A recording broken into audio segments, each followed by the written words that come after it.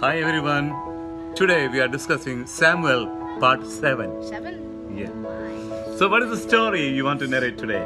So today it was from chapter 13 where Jonathan attacked and defeated the Philistines. And so the Philistines, they got enraged. So Saul blew the trumpet, which was not fair because Jonathan was supposed to blow the trumpet because he won the victory. So he blew the trumpet, and then saying that they were more angrier than ever before, the Philistines. So the whole army came. And so he chose 3,000 men out of the rest and sent the others home. And then he took 2,000 men for himself and gave 1,000 to Jonathan. The 1,000 men that Jonathan had went to Gilgal, while Saul's men went to Michmash. The Philistines camped at Michmash, a little east of it, where Saul was camping. So then Samuel before sent a message away for 7 days to burn the peace and burnt offerings with him.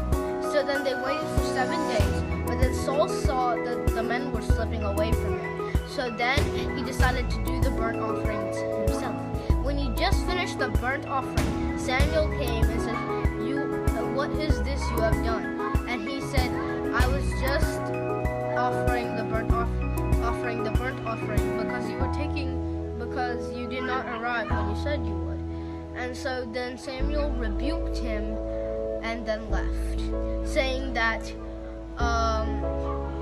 that someone would be greater than you, a man after God's own heart. God is thought a man after his own heart, and he will be next king. Next king. If he could have act wisely, Saul and his family will ever be king for Israel. But there's one reason Samuel might have done this purposely, because it said Jacob gave his blessing to Judah, saying that the king will reign from you. Judah. Yeah. Do you think Samuel was testing Saul? Either he was testing it or he did it on purpose. Because Saul, either way, he was not supposed to do it. Okay. So what was the sin of Saul, Johan? What do you think? What was the sin Saul committed? Well, he should wait. He was not patient? Yeah. So what do you think? What was the sin?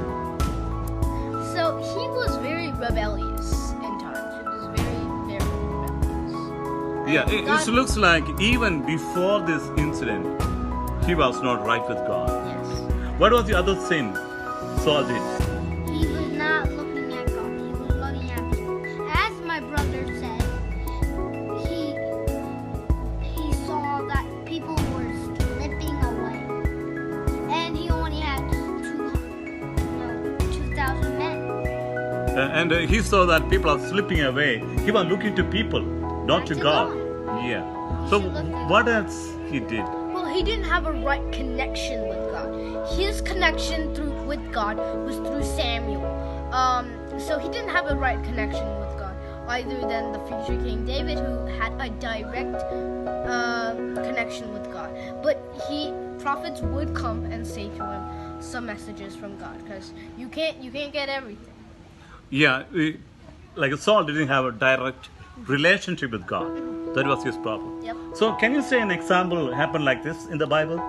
Well, in the book, like Aaron, I'm gonna when Moses was on the mountain top, the people down were they were Pressing Aaron, right? pressing Aaron to make a new God,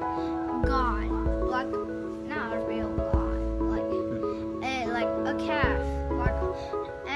So he was getting so intense that he made a golden calf That's a God. as a god. Yeah. And God was not pleased with that. Yeah. Okay, can you say another example in the Bible? Well, Like that? in Naboth's vineyard, Ahab wanted to get it, but it was against the law to take something like that, because that was Naboth's great-grandfather. And so it's been in the family for generations. So then it was against the Hebrew law to do that. So Naboth didn't sell him it. So Ahab was very angry and took it by force. Oh, okay. Killed him. King Ahab by force took Yep. Nabal's vineyard, and God was displeased with it.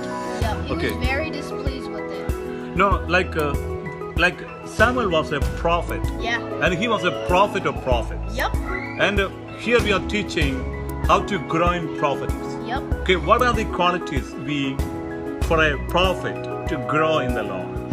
What are the qualities a prophet should have to grow in prophetics? First, we said he needs to be patient. Patient with Very God. patient. He need to wait for God's time. Second thing, he should not be rebellious. He needs to be humble before God. Okay? And we need to keep our hearts soft. We should not harden our heart. No? We need to be sensitive to the voice of God. Okay? And what else? We need to look to God, not to people. And finally, as you said, we need to have a direct relationship with God. Because the prophets are the mouthpiece of God.